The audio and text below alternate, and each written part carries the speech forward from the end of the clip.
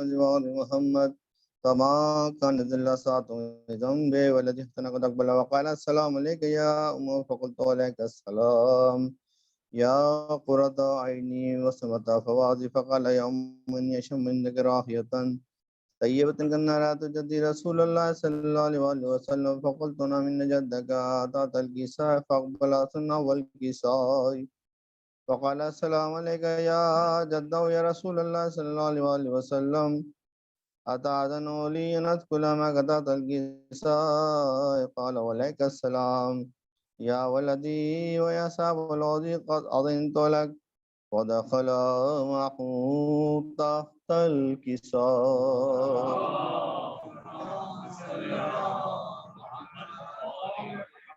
اللهم صل على محمد وآل محمد كما كانت الساعة ذنبي والذي فتن قد أقبل وقال السلام عليك يا أم فقلت عليك السلام يا ولدي ويا قرة عيني وسمت فوادي فقال لي يوم إني شم عندك راحية طيبة كالنارات جدي رسول الله صلى الله عليه وسلم فقلت أنا من جدك وأخاك تحت الكساء فدنا رسولنا والكساء وقال السلام عليك يا جد والسلام عليك يا من اختار الله أتأذن لي أن أدخل معك تحت الكساء فقال وعليك السلام يا ولدي ويشاف الأمة قد أذنت لك ودخل معهما تحت الكساء.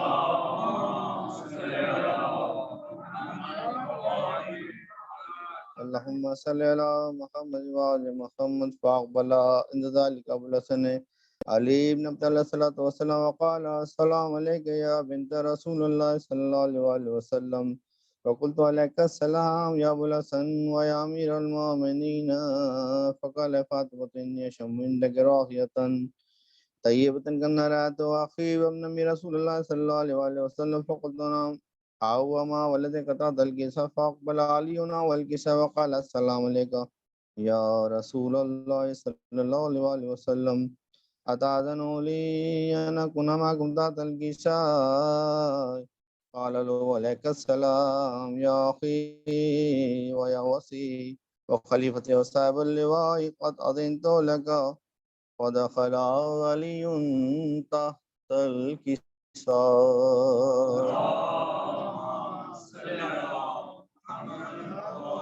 اللهم صل على محمد وآل محمد ثم أتيتنا والكساء وقلت السلام عليك يا عبد يا رسول الله صلى الله عليه وسلم أتأذن لي أن أكون معكم تحت الكساء قال وعليك السلام يا بنتي ويا بنتي قد أذنت لك فدخلت تحت الكساء فلم أكتمل من تحت الكساء خذا برسول الله بطرف الكساء فقال اللهم إن هؤلاء أهل بيتي وخاصتي وهامتي لحمهم لحمي ودمهم دمي يؤلمني ما يؤلم ويأذن ما يأذنهم أنا حرب لمن حاربهم وسلم لمن سالم وعدو لمن عاداهم ومحب لمن أحبهم إنهم مني وأنا منهم فجل صلواتك وبركاتك ورحمتك وغفرانك رضوانك علي وعليهم وأذهب عنهم الرجس وطهرهم تطهيرا.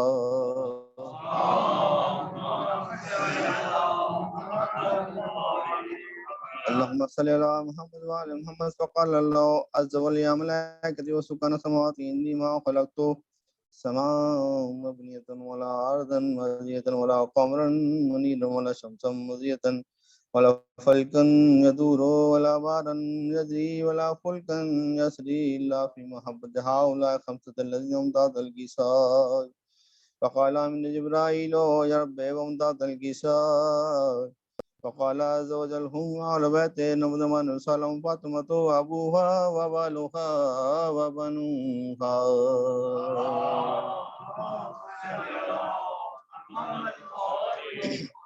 اللهم صل على محمد وآل محمد فقال جبرائيل يا رب أتأذن لي أن أبت الأرض لا أكون معهم سادس فقال لهم قد أذنت لك فهبط آمين جبرائيل وقال السلام عليك يا رسول الله صلی اللہ علیہ وآلہ وسلم علی علیکم السلام خصوصا بتاتے والاکرام یکل لك وذاتی وجلالی انی ما خلقت سماء مبنیۃ ولا ارضا مزیدا ولا قمرا منیرا ولا شمسا مضیئا ولا فلکا يدور ولا بارا يجری ولا فلکا يسری الا لعلکم محبتکم وقد نذكر معكم فألتعظني يا رسول الله صلى الله عليه وسلم فقال رسول الله عليك السلام يا من وحي الله إنهم قد أذنت لك فدخل جبرائيل معنا تحت الكساء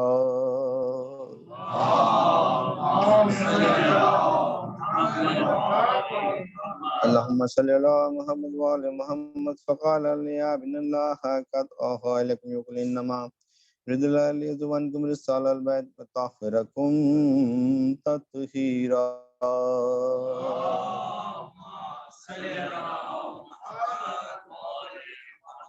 وقال لي ولأبي رسول الله صلى الله عليه وسلم أخبرني ما لجلوسنا هذا تحت الكساء من الفضل من الله فقال النبي صلى الله عليه وسلم والذي بعثني بالحق واصطفاني برسالة نجٍ ما ذكر خبرنا هذا فيما في الماء في الأرض وفي مشيتنا ومحبينا إلا ونزلت عليهم رحمة وحفظ والملائكة واستغفر لهم إن يتفرقوا فقال السند ولا فزنا فهذا شيء رب الكعبة فقال برسول الله صلى الله عليه وسلم يا علي والذي بعثني بالحق وصفاني برسالة نجٍ ما ذكر خبرنا هذا فيما في الماء في الأرض وفي مشيتنا ومحبينا وفيهم معهم إلا وفرج الله همه ولا مقبول وكشف الله غمه ولا طالب الحاجة إلا وقضى الله حاجته فقال الإنسان ولا فزنا وصيدنا وكذلك الشيطان فاز وصيد في الدنيا والآخرة رب الكعبة إن الله وملائكته يصلون على النبي يا أيها الذين آمنوا صلوا عليه وسلموا تسليما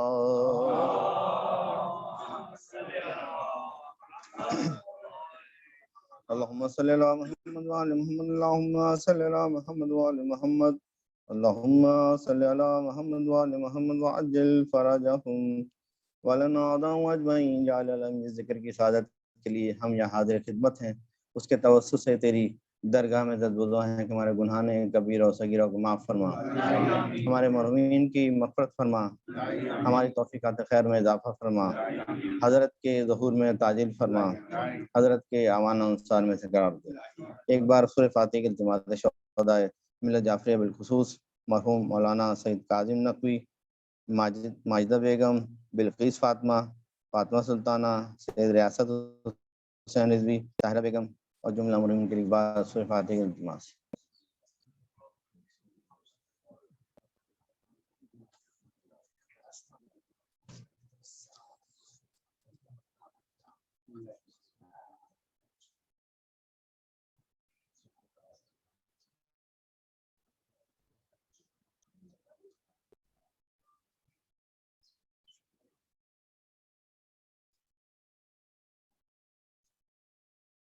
اللہم صلی اللہ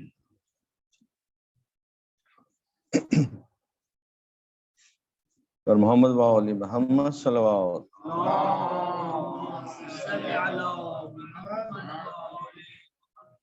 چار مصرے آپ کی سماعتوں میں رکھو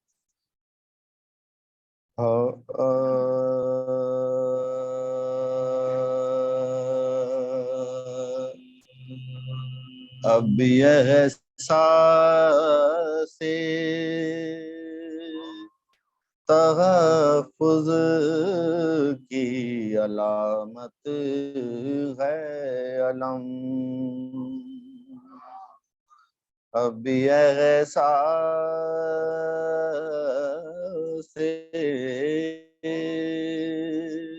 تحفظ کی علامت ہے علم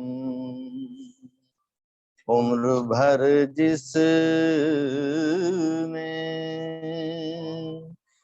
وفاؤں کا بھرم رکھا ہے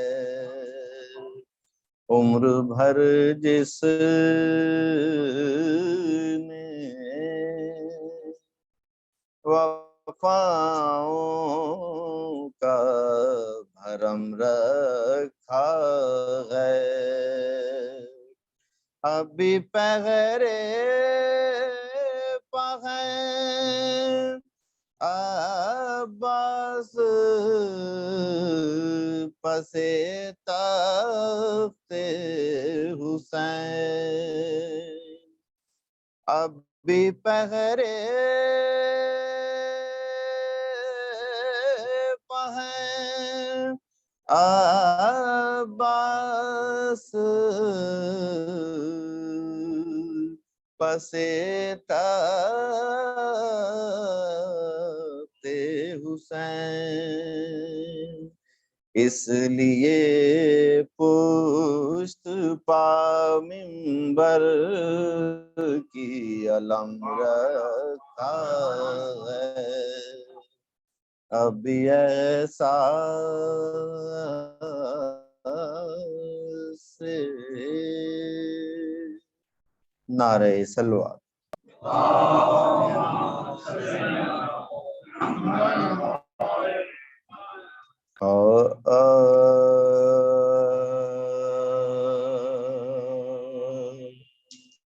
زنداں میں جب کہ دختر شبیر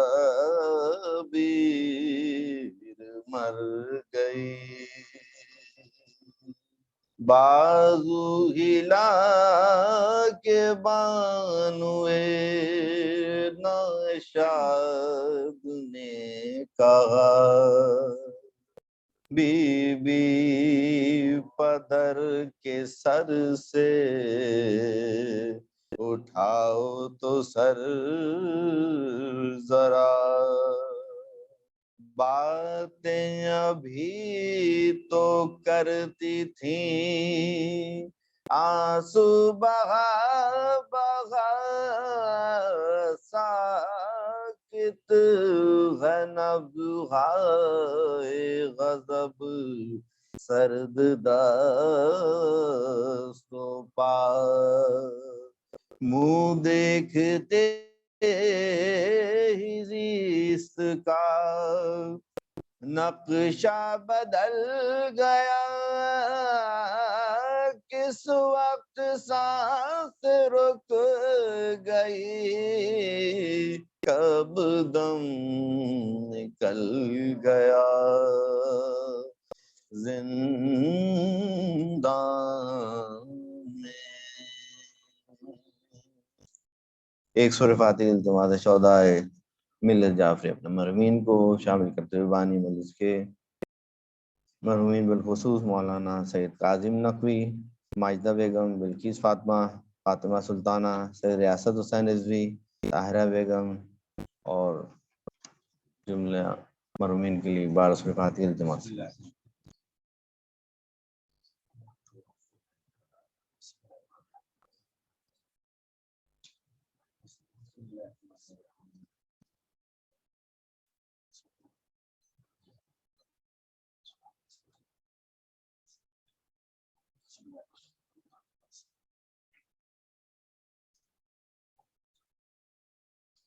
اللہم والنا برحمتک یا ارحم الراحمین صلی اللہ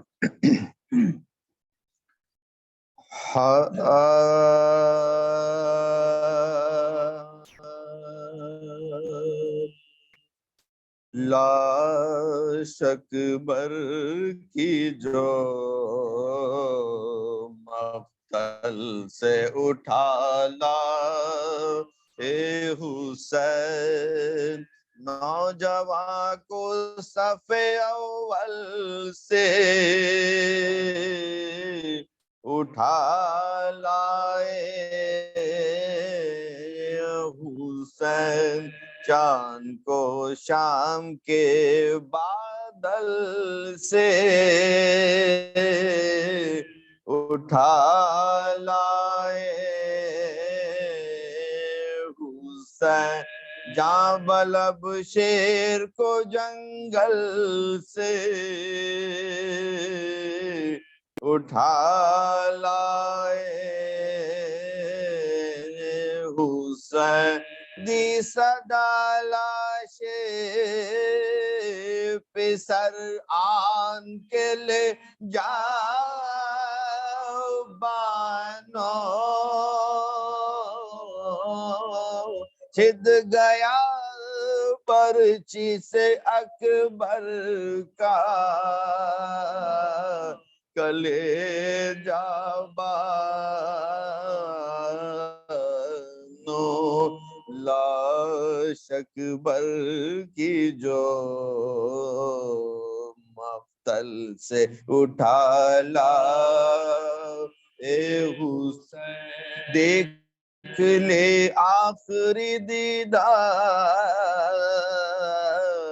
پہ سر مرتا ہے سامنے آنکھوں کے یہ نور نظر مرتا ہے اب کوئی دم میں تیرا رش کے قمر مرتا ہے منہ سے باہر ہے زبان تشنا جگر مرتا ہے دم ہے سینے میں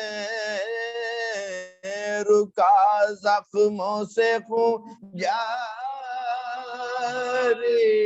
ہے آئے بانو تیرا گھر لٹنے کی تیاری شاہ کے کاندھے پا دیکھا علی اکبر کو میٹھا ہاتھ پھیلا کے یہ چلائی کہ ہائے میرے لال کیا غضب ہو گیا اے بادشاہ نے قصہ راسایا نہ میرے بچے کو 18واں سال ٹکڑے تیغوں سے بدن ہو گیا سارا ہائے ہائے کون تھا جس نے میرے شیر کو مارا ہے رو کے بانوں سے یہ فرمانے لگے سرور دی سر نہ پیٹو ابھی زندہ ہے میرا جبھی سانس آتی ہے باہر دم ہے دم باس پسوئی کچھ ان کا بھی ہے اور غم بھی ہے مرنے کے قریب سب چھٹے اب نہ رہا کوئی ہمارا بانو اس جوان بیٹے کے غم نے ہمیں مارا بانو لاش اکبر کی جو پر محمد وآل محمد صلوات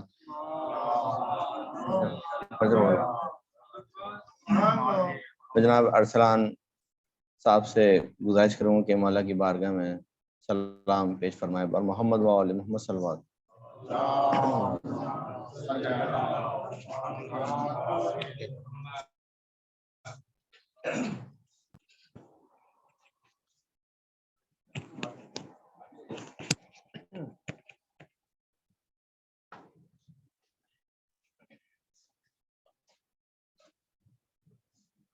برائے خوشنودی امام زمانہ بلند ترین صلوات.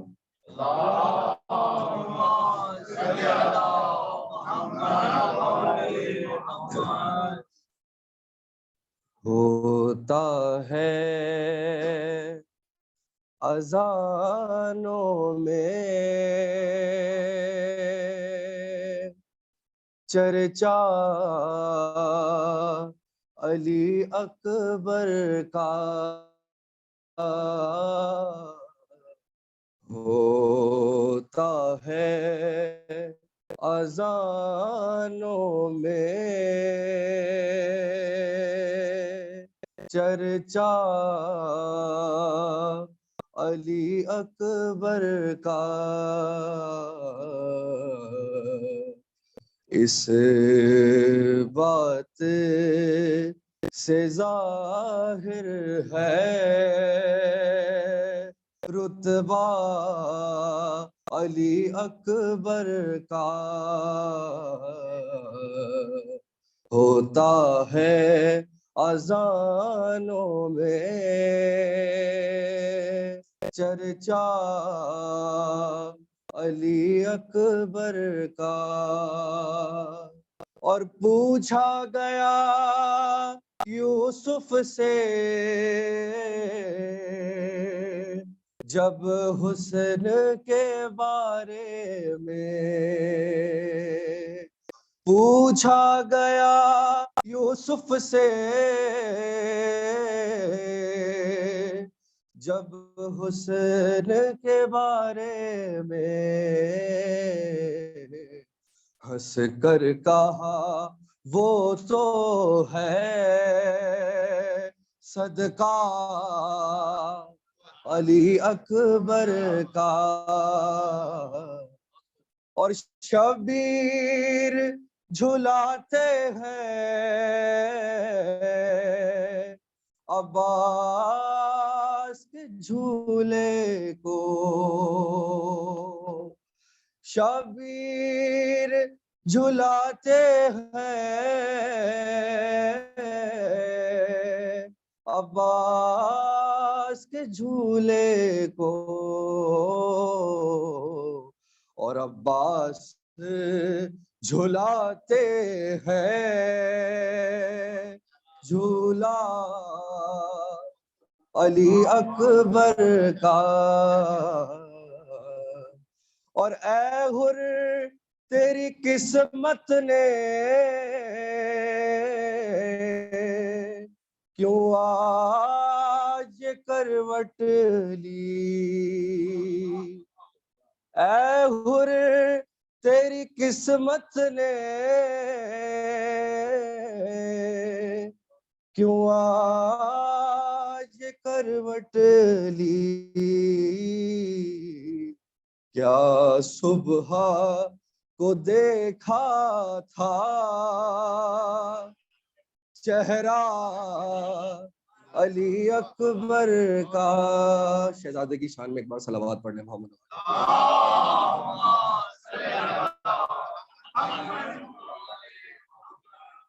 اور گریز نے وغا ملتا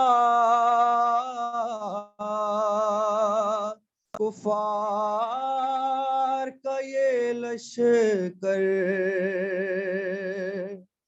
گریز نے وغا ملتا کفار کا یہ لشکر،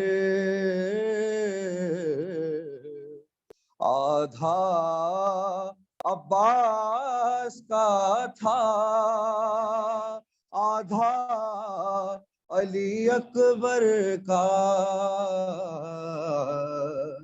ہوتا ہے اذانوں میں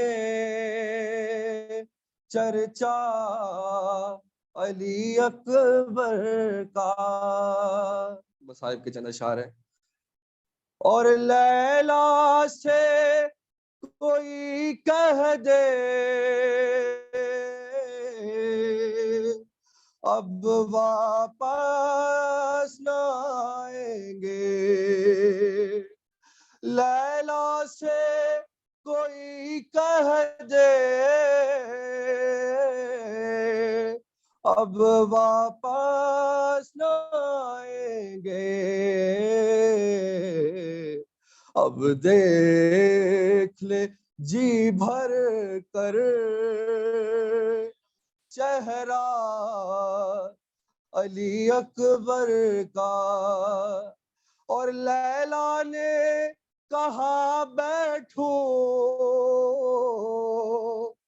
کس طرح میں سائے میں. لیلا نے کہا بیٹھوں کس طرح میں سائے میں. پھرتا ہے نگاہوں میں لاشا علی اکبر کا.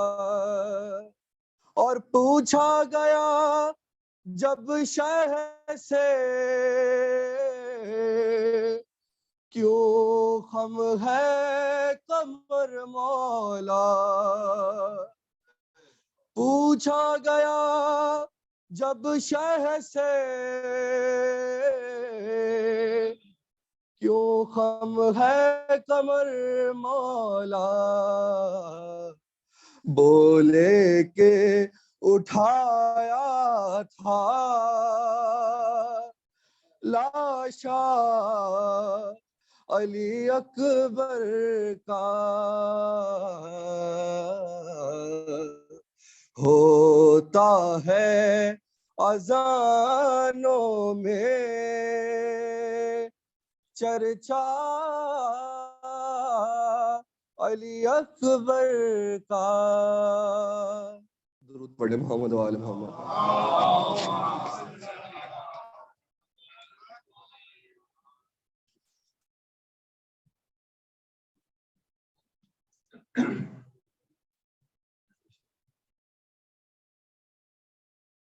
پر محمد و آل محمد صلوات.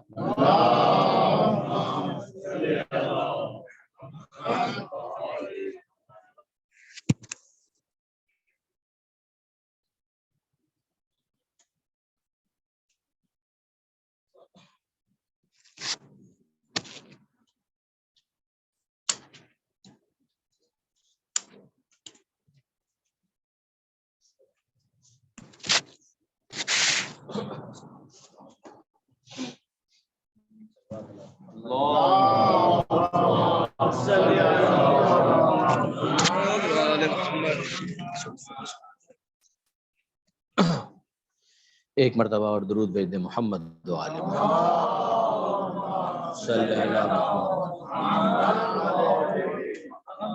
سورہ فاتحہ کے التماس مولانا سید کاظم نقوی صاحب، ماجدہ بیگم، بلقیس فاطمہ، فاطمہ سلطانہ، سید ریاست حسین رضوی، طاہرہ بیگم، شہدائے ملت جعفریہ، جملہ ارواح مومنین و مومنات، آپ حضرات کے متعلقین. اور میں امید کرتا ہوں کہ میزبان مجھے اجازت دیں گے اگر میں اس فاتحے میں شریک کروں مولانا تلمیذ الحسنین رضوی صاحب کو، کہ جن کا حال ہی دنوں میں انتقال ہوا، آیت اللہ حسن زادہ عملی کو، اور آیت اللہ سعید الحکیم، رحم اللہ من قرأ الفاتحہ.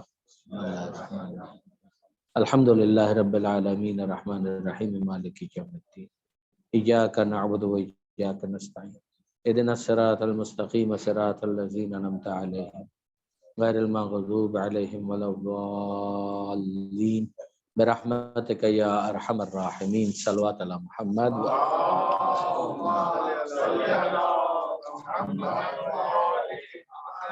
اعوذ باللہ من الشیطان الرجیم. بسم اللہ الرحمن الرحیم. الحمد للہ رب العالمین والصلاة والسلام علی اشرف الانبیاء والمرسلین سیدنا و مولانا ابو القاسم محمد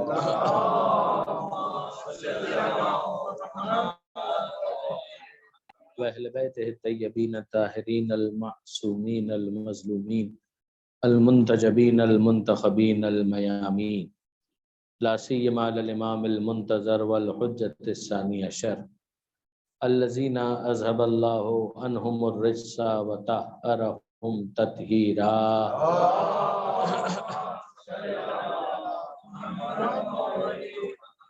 واللعنۃ الدائمۃ الباقیۃ علی اعدائہم اجمعین من یوم ظلمہم الی قیام یوم الدین اما بعد فقد قال اللہ سبحانہ وتعالی فی القرآن الحکیم بسم اللہ الرحمن الرحیم الرحمن علم القرآن خلق الانسان علمہ البیان صلوات علی محمد وآل محمد. یہ آیت ہے اور اتفاق ایسا ہے کہ پروردگار عالم نے اپنی نعمتوں کو شمار کرتے ہوئے بیان کو اپنی ایک نعمت کے طور پر متعارف کروایا، اور اس وقت ہم اسی کرائسس سے دو چار کہ بیان کیسے کیا جائے.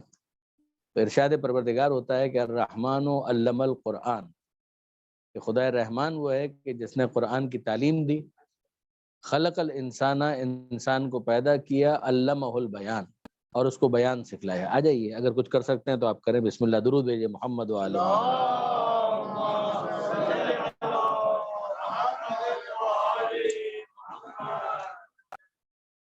میں گزارش یہ کر رہا تھا کہ خلق الانسان علمہ البیان، کہ اس نے انسان کو پیدا کیا، قرآن سکھلایا اور بیان کرنا سکھلایا. اب یہ پروردگار عالم کی واقعاً بہت بڑی ایک نعمت ہے کہ انسان اپنے مافِ ضمیر کو لفظوں کے ذریعے سے دوسروں کے سامنے پیش کر سکے اور بیان کر سکے. اگر آپ غور کریں تو ایک اور مقام ہے سورہ روم، یہ قرآن مجید کا 30واں سورہ ہے، اور وہاں پروردگار عالم نے اپنی نشانیوں کو بیان کرنے کے لیے ایک عنوان قائم کیا، وَمِنْ آیاتِهِ، اس کی نشانیوں میں سے یہ بھی ہے. یعنی یوں اگر آپ دیکھیں تو زمین، آسمان، سورج، چاند، ستارے، بہت سی نشانیاں پروردگار نے کئی مقامات پر قرآن مجید میں بیان فرمائی ہیں. سورہ آل عمران کی ایک آیت ہے کہ اِنَّ فِي خَلْقِ السَّمَاوَاتِ وَالْأَرْضِ وَاخْتِلَافِ اللَّيْلِ وَالنَّهَارِ لَآيَاتٍ لِأُولِي الْأَلْبَابِ، کہ یقیناً زمین و آسمان کی خلقت میں اور روز و شب کے آنے جانے میں نشانیاں ہیں صاحبان عقل کے لیے جو عقل والے ہیں. درود بھیجے گا محمد و آل محمد.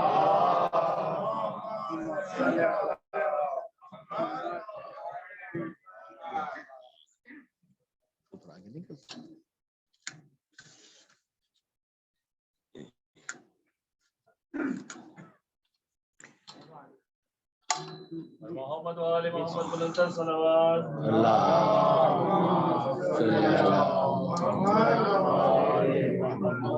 یا اللہ، بھائی درود پڑھے اور مل کر بآواز بلند درود بھیجے محمد.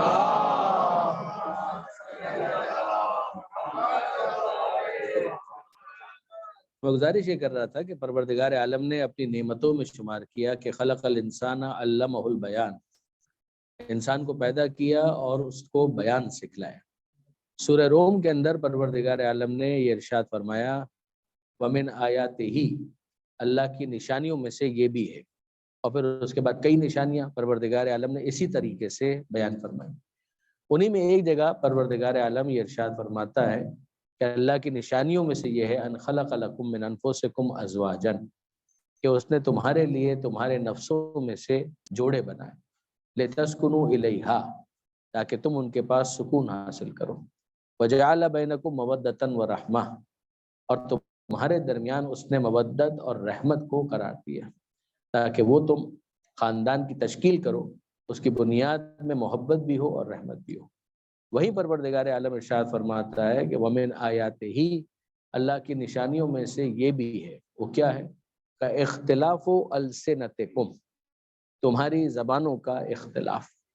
یہ جو تمہارے الفاظ میں اختلاف پایا جاتا ہے کہ ایک ہی چیز کو بیان کرنے کے لیے مختلف افراد مختلف لفظوں کو استعمال کرتے ہیں، تو وہ مافِ ضمیر کہ انسان اگر پیاس ہے تو کہنا چاہتا ہے کہ میں پیاسا ہوں، بھوک لگی ہے تو کہنا چاہتا ہوں میں کھانا کھانا چاہتا ہوں، لیکن اس کے لیے مختلف زبانوں کے اندر الفاظ مختلف ہیں. وہ شخص جو اردو بول رہا ہے وہ بھی اپنا مافِ ضمیر بیان کر رہا ہے، فارسی بولنے والا بھی، عربی بولنے والا بھی، انگریزی بولنے والا بھی۔ تو اسے پروردگار کہتا ہے کہ یہ خدا کی نشانیوں میں سے ایک نشانی ہے کہ اس نے تمہاری زبانوں کا اختلاف رکھا، ورنہ آپ ذرا غور کیجئے، دہن تو ایک جیسا ہے، اس دہن میں جو کیویٹی ہے وہ بھی ایک جیسی ہے، اور پھر زبان جو گوشت کا ایک ٹکڑا ہے وہ بھی ہر زبان ایک جیسی ہی نظر آتی ہے، مگر پھر اس کے بعد جب ادائیگی الفاظ کے لیے اس کو حرکت دی جاتی ہے تو آپ ذرا غور کیجئے کہ چائنیز اپنی بات بیان کر رہا ہے، جاپانی اپنی بات بیان کر رہا ہے، انگریز اپنی بات بیان کر رہا ہے، اردو میں اپنے الفاظ کہے جا رہے ہیں۔ تو یہ جو لفظوں کے اندر تنوع اور ڈائیورسٹی ہے، جو ویرائٹی ہے، پروردگار عالم کی طرف سے درود بھیجے گا محمد و آل محمد۔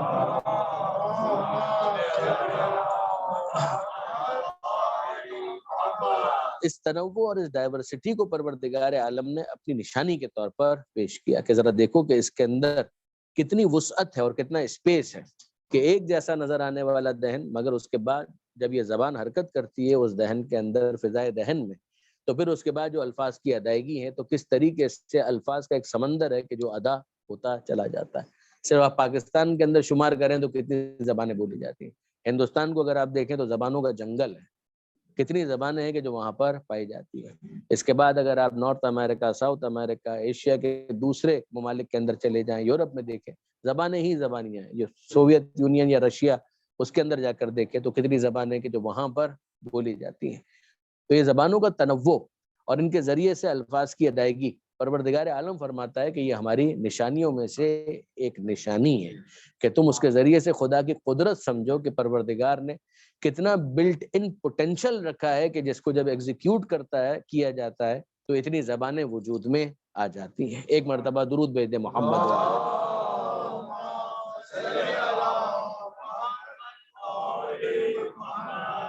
اب یہ جو زبانوں کا تنوع ہے اس سے اندازہ تو یہ ہوتا ہے کہ انسان اس کے ذریعے سے اپنے تمام تر خیالات کو بیان کر سکتا ہے، مگر کیا واقعاً ایسا ہے کہ انسان سارے خیالات جتنے بھی اس کے پاس ہیں وہ سب کے سب وہ بیان کرنے میں کامیاب ہو جائے؟ کیا واقعاً ایسا ہے؟ دیکھیے برادران عزیز، ہر انسان کے پاس یہ طاقت نہیں ہوتی ہے کہ وہ شاعر بن سکے، ہر انسان ادیب نہیں بن جاتا، ہر انسان انشاء پرداز نہیں بن جاتا، ہر انسان نثر نگار نہیں بن جاتا، وہ چند ہی ہوتے ہیں۔ یعنی اپنی بات کو بیان کرنے کے لیے لفظ تو سبھی کو مل جاتے ہیں، اگر کوئی بنیا بقال ہے وہ بھی کچھ نہ کچھ بولتا ہے، اور اگر کوئی ریڑھی کے اوپر اپنا سامان بیچ رہا ہے تو وہ بھی کچھ نہ کچھ بول رہا ہوتا ہے، اگر کوئی رکشہ چلا رہا ہے تو وہ بھی کچھ نہ کچھ بول رہا ہے، اور ٹیکسی ڈرائیور بھی کچھ نہ کچھ بول رہا ہے۔ یعنی جس کے پاس زبان ہے وہ کچھ نہ کچھ بول تو رہا ہے، مگر ایک ہے بولنا اور ایک ہے شاعر ہو جانا، ایک ہے بولنا اور ایک ہے نثر نگار ہو جانا، تو یہ ہر ایک کے لیے ممکن تو نہیں ہوتا۔ تو ہم جانتے ہیں کہ عام انسان کے مقابلے میں وہ شخص جو کسی صنف سخن کے اندر مہارت حاصل کر لے، اس کے پاس الفاظ کا ذخیرہ زیادہ ہوتا ہے۔ اور پھر اگر شاعروں میں بھی آپ تلاش کریں تو صف اول کے شاعر کم آپ کو نظر آئیں گے، یعنی ہر ایک غالب نہیں ہوگا، ہر ایک انیس نہیں ہوگا، ہر ایک جوش ملی آبادی تو نہیں ہوگا، مگر پھر اس کے بعد آپ ذرا غور فرمائیے کہ اگر ہم جوش ملی آبادی سے پوچھیں کہ آپ کے پاس اتنے الفاظ ہیں، اتنا بڑا خزانہ موجود ہے، تو آپ کو تو یہ شکوہ نہیں ہوگا کہ جو کچھ آپ بیان کرنا چاہتے تھے وہ بیان نہیں کر پائے۔ تو عجیب بات یہ ہے کہ اتنا بڑا سخنور، اتنا بڑا سخن فہم، اتنا بڑا سخن شناس، اتنا بڑا شاعر، کہ مجھے اچھی طریقے سے یاد ہے کہ علامہ طالب جوہری صاحب جو خود بہت بڑے شاعر تھے، انہوں نے ایک مرتبہ اردو زبان کے 5 بڑے شعراء کا جب ذکر کیا تو انہوں نے ان 5 میں غالب کو رکھا، میر کو رکھا، اقبال کو رکھا، جوش کو رکھا اور میر انیس کو رکھا۔ میر تقی میر، مرزا غالب، جوش، اقبال اور انیس، یہ 5۔ تو میں نے ان سے کہا تھا کہ قبلہ جن 5 کا آپ نے نام لیا ہے، میر تقی میر شیعہ، مرزا غالب شیعہ، جوش ملی آبادی شیعہ، انیس شیعہ، اقبال آدھا شیعہ، تو 5 میں سے 4.5 تو شیعہ ہو گئے۔ تو انہوں نے مسکراتے ہوئے کہا میاں ہے تو یہی کہ جہاں پر بھی آپ ادب اور سخن کی بات کریں گے تو وہاں پر واقعاً آل محمد سے تمسک رکھنے والے آپ کو سب سے اوپر نظر آئیں گے۔ درود بھیجیے محمد و آل محمد۔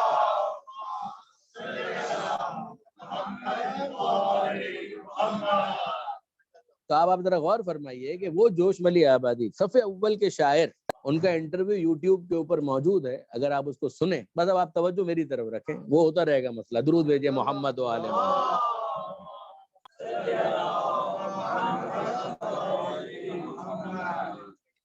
ایک مرتبہ اور درود بھیجے محمد و آل محمد۔ یا پر محمد و آل محمد صلوات. چھوڑ دیجیے، چھوڑ، ہم ہاتھ پہ لے لیں. چلیے لگا لیں.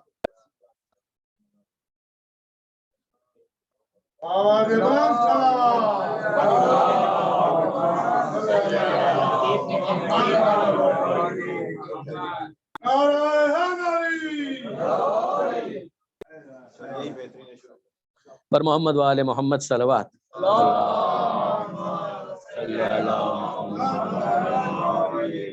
تو میں گزارش یہ کر رہا تھا کہ اگر دیکھیں تو جو بولنا جانتا ہے کچھ نہ کچھ تو بول ہی لیتا ہے، کہہ لیتا ہے، اپنے ما فی ضمیر کو بیان کرتا ہے. مگر جو شاعر ہے اس کے پاس یہ پوٹینشیل زیادہ ہوگا، ادیب ہے اس کے پاس یہ پوٹینشیل زیادہ ہوگا، نثر نگار زیادہ بہتر انداز سے اپنی بات کو بیان کر پائے گا. تو کسی شاعر کو تو یہ شکوہ نہیں ہونا چاہیے، اور اگر وہ صف اول کا شاعر ہے تو اسے تو یہ شکوہ بالکل بھی نہیں ہونا چاہیے. مگر جوش صاحب کا آپ کو انٹرویو ملے گا یوٹیوب پر کہ جس میں انہوں نے، اور یہ یوٹیوب اس اعتبار سے تو واقعاً بہت بڑی نعمت ہے کہ ماضی کی کیسی کیسی چیزیں ہیں کہ جو ہمارے سامنے آ گئی، ورنہ شاید ہم یہ انٹرویو کبھی نہ سن پاتے. واقعاً جو ذوق رکھتے ہیں میں ان کو واقعاً ریکمینڈ کروں گا کہ وہ اس انٹرویو کو ضرور سنیں جو جوش صاحب نے دیا. اور اس میں انہوں نے اس بات کو بیان کیا. وہ کہتے ہیں کہ معانی اور خیالات یہ ہوتے ہیں سوار کی طرح اور الفاظ ہوتے ہیں سواری کی طرح. بھائی جو آپ کا ما فی ضمیر ہے، جو آپ کے خیالات ہیں، جو آپ کے تھاٹس ہیں، جو آپ کے ذہن میں آ رہا ہے، یہ سب کے سب سواری مانگتے ہیں جن کے اوپر سوار ہو کر انہیں کہیں پہنچایا جا سکے. یعنی اگر فرض کیجئے کہ میں کہیں سے آ رہا ہوں تو پیدل بھی آ سکتا تھا، لیکن یہ کہ اگر سواری مل جائے تو تیزی کے ساتھ آ سکوں گا. تو جس طرح سے ایک جگہ سے دوسری جگہ تک جانے کے لیے سواری کی ضرورت ہوتی ہے، اسی طرح سے خیالات کو کسی اور تک منتقل کرنے کے لیے لفظوں کی سواری درکار ہوتی ہے. درود بھیجے گا محمد و آل محمد.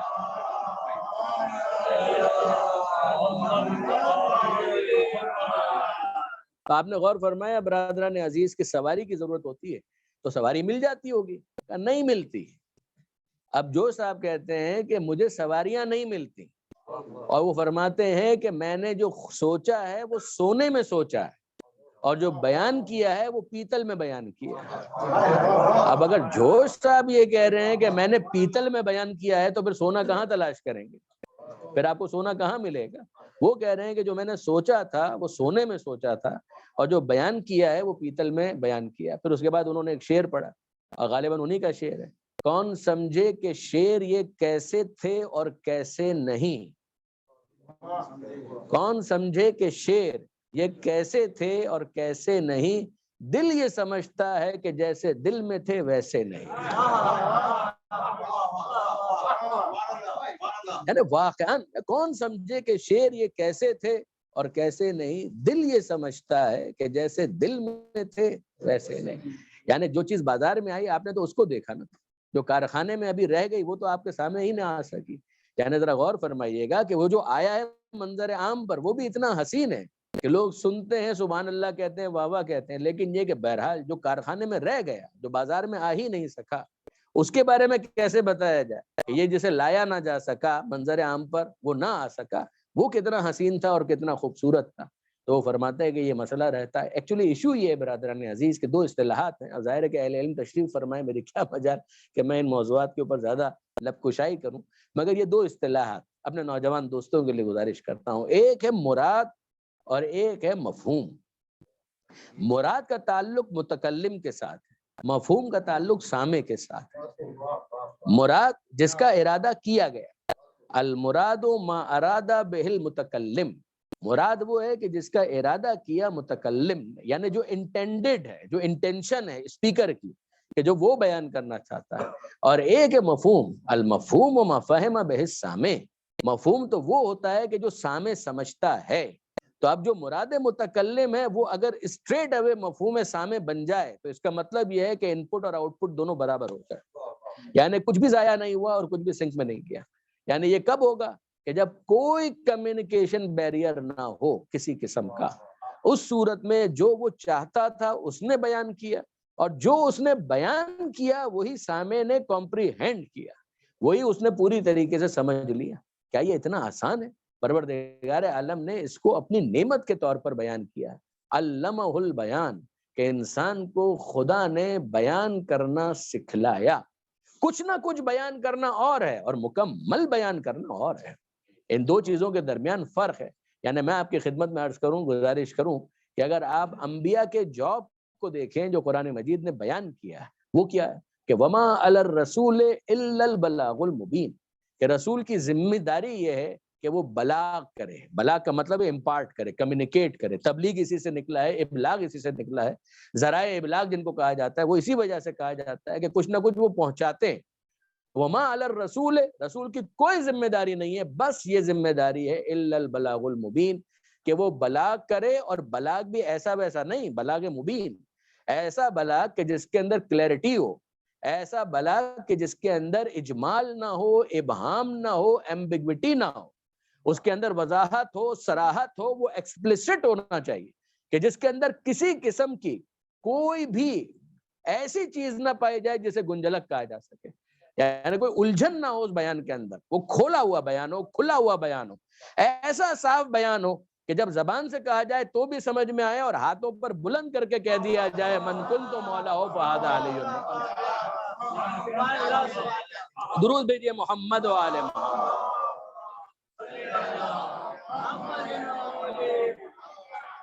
اب آپ ذرا دیکھیے اس کانٹیکس میں بھی اور اس کے علاوہ بھی کہ جب پروردگار عالم رسولوں کی ذمہ داری یہ بیان کر رہا ہے کہ وہ بلاغ اور بلاغ مبین کریں گے، اس کے ذمہ دار ہے. اب اس کے بعد دیکھیے کہ حضرت موسیٰ علیہ السلام کی دعاؤں میں ہمیں یہ کیوں نظر آتا ہے؟ رب اشرح لی صدری ویسر لی امری واحلل عقدۃ من لسانی یفقہوا قولی واجعل لی وزیرا من اہلی ہارون اخی. کیا وجہ ہے کہ اگر صرف کچھ کہنا ہی ذمہ داری ہوتی تو اتنے مقدمات کی کیا ضرورت تھی؟ نہیں برادران عزیز، معاملہ یہ ہے کہ انسان بہت کچھ جان رہا ہوتا ہے مگر وہ اپنی مراد کو مفہوم نہیں بنا پاتا. ایسا نہیں ہو پاتا کہ وہ اپنی پوری بات کمیونیکیٹ کر پائے. اسی لیے معلم ہونا آسان نہیں ہے، اسی لیے استاد ہونا آسان نہیں ہے. عین ممکن ہے کہ ایک انسان صاحب علم ہو مگر صاحب بیان نہ ہو. عین ممکن ہے کہ وہ صاحب علم ہو مگر صاحب بیان نہ ہو. قانون کی کتابیں اسے معلوم ہو مگر وہ عدالت میں وکالت نہ کر پائے. عین ممکن ہے کہ وہ دستور کو بہت اچھا سمجھتا ہو مگر پھر کسی فورم کے اوپر کسی آئین کی شق کی وضاحت نہ کر پائے. تو یہ ضروری نہیں ہے کہ وہ صاحب علم نہ ہو سکتا ہے کہ وہ صاحب علم ہو مگر اس کے بیان میں وہ کلیئرٹی نہیں ہے کہ جس کی وجہ سے وہ اپنی بات کو بیان نہیں کر پاتا، امپارٹ نہیں کر پاتا، کمیونیکیٹ نہیں کر پاتا. حضرت موسیٰ علیہ السلام یہاں پر پروردگار سے یہ مانگ رہے ہیں کہ رب اے میرے پالنے والے، اشرح لی صدری، میرے سینے کو کھول دے. بیان تو میں تب کروں کہ جب میرے سینے میں اطمینان ہو، وقار ہو، اعتماد ہو. میں کانفیڈنس کا سوال کرتا ہوں کہ رب اشرح لی صدری، میرے سینے میں تنگی پیدا نہ ہو جائے. جب میں لوگوں کے درمیان جاؤں، بیان کروں تو اپنے بھی ہوں گے، پرائے بھی ہوں گے، ماننے والے بھی ہوں گے، مخالف بھی ہوں گے، مظلوم بھی ہوں گے، ظالم بھی ہوں گے، بنی اسرائیل والے بھی ہوں گے، فرعون بھی ہوں گے. جب ایسا ماحول ہے اور جب میں بیان کرنا چاہتا ہوں تو اے پروردگار پہلی چیز تو یہ ہے کہ اس ماحول کے اندر میرا سینہ تنگی نہ کرنے لگے. رب اشرح لی صدری. دوسری میری درخواست یہ ہے کہ ویسر لی امری، میرے کام کو میرے لیے آسان کر دے. اس کام کے اندر پیچیدگی ہے، اس کام کے اندر مشکلات ہیں، بیریئرز ہیں، مالک ان کو اوور کم کر دے، کسی طریقے سے ان کا خاتمہ کر دے، میرے لیے میرے کام کو آسان کر دے. واحلل عقدۃ من لسانی. اب وہ مرحلہ آتا ہے، ماحول صحیح ہو، فیوریبل ہو، سازگار ہو. اب اس کے بعد واحلل عقدۃ من لسانی، جو میری زبان ہے، جب وہ بیان کرنا شروع کرے تو میری زبان کی گرہوں کو کھول دے. ایسا نہ ہو کہ میرے لفظ پھنس کر رہ جائیں، ایسا نہ ہو کہ میں لفظوں کو جوڑ کر جملہ بنانا چاہوں، جملہ نامکمل رہ جائے. میں جملوں کو جوڑ کر مضمون بنانا چاہوں اور مضمون نامکمل رہ جائے. کہ مالک یہ نہ ہو. یفقہوا قولی، کیوں؟ تاکہ جب یہ گرہیں کھل جائیں تو میری بات لوگوں تک پہنچے. یفقہوا قولی، اور وہ میرے قول کو سمجھ سکیں. یعنی جو میں نے ابلاغ کیا ہے، جو میری مراد ہے، وہ اسی طرح سے پہنچے کہ جس طرح سے میں چاہتا تھا. کہ درمیان میں کسی طرح کا کوئی بیریئر نہ ہو، کوئی رکاوٹ نہ ہو، کوئی ہرڈل نہ ہو، کوئی آبسٹیکل نہ ہو. اگر کوئی رکاوٹ آ گئی تو اس کا نتیجہ کیا نکلے گا کہ میری بات پوری طریقے سے پہنچ نہیں پائے گی. اب اس کے بعد آپ قرآن مجید کے اندر دیکھتے چلیں تو آپ کو انبیاء کے کئی مناظرے، مکالمے، گفتگو، تقاریر، خطبات یہ آپ کو نظر آئیں گے. حضرت ابراہیم علیہ السلام نمرود کے دربار میں جاتے ہیں، مونولوگ سے بات شروع ہوتی ہے، ڈائلاگ پر جاتی ہے. آپ اگر دیکھیں تو فرعون کے ساتھ موسیٰ علیہ السلام کی گفتگو، اس کے اندر آپ کو بیریئرز نظر آئیں گے، مگر پھر دیکھیں کہ وہ کیسے اس کو اوورکم کرتے ہیں۔ حضرت عزیر علیہ السلام کی گفتگو، حضرت موسیٰ علیہ السلام کی گفتگو فرعون کے علاوہ بنی اسرائیل کے ساتھ، ان سب کے اندر آپ کو یہ چیزیں نمایاں نظر آئیں گی کہ وہ کوشش کرتے ہیں کہ جو کہنا چاہتے ہیں وہ بات وہاں پر پہنچے۔ اسی طرح سے قرآن مجید کا 28واں سورہ ہے سورہ قصص، جس کا مطلب بھی یہ ہے کہ قصے، مگر ان قصوں کے اندر جو گفتگو کا معیار ہے وہ اس قابل ہے کہ اس کے اوپر توجہ کی جائے۔ اس طرح سے برادران عزیز تمام تر انبیاء کی باتیں، گفتگو، مکالمے وہ اس قابل ہیں کہ انہیں رول ماڈل بنایا جائے اور گفتگو کے لیے بنیاد قرار دیا جائے۔ پھر اس کے بعد اگر آپ آئیں اور دیکھیں تو ختمی مرتبت احمد مجتبیٰ محمد مصطفیٰ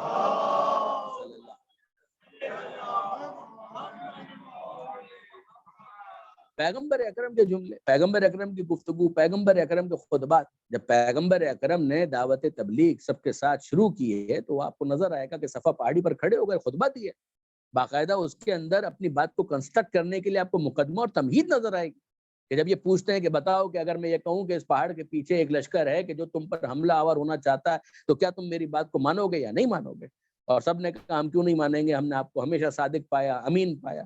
پھر اس کے بعد پیغمبر اکرم کہہ رہے ہیں کہ میں اس بات کا اعلان کرتا ہوں کہ میں اللہ کا نبی ہوں، خدا نے مجھے اپنا رسول بنایا ہے، اس کے سوا کوئی دوسرا خدا نہیں، جتنے تم بت پوج رہے ہو ان کی کوئی حقیقت نہیں ہے، قیامت کا دن آنے والا ہے جس میں حساب کتاب ہوگا۔ آپ مجھے بتائیے برادران عزیز، تمہید بھی ہے، مقدمہ بھی ہے، پوری باڈی بھی ہے اور اس کو کنکلوڈ بھی کیا ہے، اور پھر اس کے بعد جو ریئیکشن ہے اس کو فیس بھی کیا ہے اور اس کو اینٹیسپیٹ بھی کیا ہے کہ ایسا ریئیکشن آ سکتا ہے، تو پھر مجھے کس طریقے سے اس کو ڈیل کرنا ہے، ٹیکل کرنا ہے، یہ ساری چیزیں آپ کو نظر آئے گی۔ پیغمبر اکرم کا خطبہ حجۃ الوداع دیکھیے، یعنی وہ خطبہ جو بالکل آغاز میں پیغمبر اکرم نے دیا اس کو دیکھیں کہ جہاں معاشرے کے اندر افراد وہ تھے کہ جو ریئیکٹ کرنے والے زیادہ تھے نیگیٹولی، اور پھر اس کے بعد خطبہ حجۃ الوداع کو آپ دیکھیں کہ جہاں پر بظاہر یہ لگتا ہے کہ سارے کے سارے فیور میں ہیں، ان میں سے کوئی بھی مخالفت کرنے والا نہیں۔ پھر اس کے بعد خطبہ غدیر کو دیکھیے کہ جس کے اندر پھر ایک مرتبہ اس بات کا خطرہ ہے کہ لوگ ریئیکٹ کریں گے نیگیٹیولی، جس کے لیے خود پروردگار عالم نے یہ ارشاد فرمایا کہ واللہ یعصمک من الناس، اے حبیب اللہ آپ کو لوگوں سے محفوظ رکھے گا، جس کے بعد پیغمبر اکرم وہ خطبہ ارشاد فرماتے ہیں۔ تو یہ خطبات کا پورا سلسلہ ہے۔ پیغمبر اکرم کی وفات ہوتی ہے، خاتون جنت کا خطبہ، خطبہ فدق، معرکۃ العراء خطبہ کہ جس کے اندر اپنے مقدمے سے پہلے جو فلسفہ اسلام ہے اس کے اوپر گفتگو کی گئی، توحید کیا ہے، نبوت کیا ہے، امامت کیا ہے، قیامت کیا ہے، نماز کو کیوں واجب کیا گیا، روزے کو کیوں واجب کیا گیا، پھر اس کے بعد آل محمد کا مرتبہ اور مقام کیا ہے، پھر اس کے بعد جب میراث پر گفتگو کرنی ہے تو جناب سیدہ کس طرح سے آیات میراث کو کوٹ کرتی، کس طریقے سے اس کے اوپر گفتگو کرتے، ورثہ سلیمان و داؤد، سلیمان داؤد کے وارث ہوئے، تم کس بنیاد پر کہتے ہو کہ انبیاء کا کوئی وارث نہیں ہوتا؟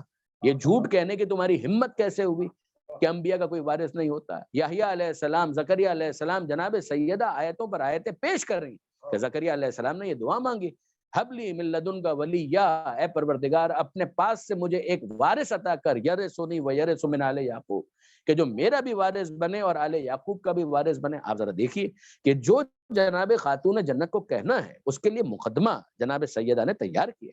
مولا کائنات امیر المومنین علی ابن ابی طالب علیہ السلام،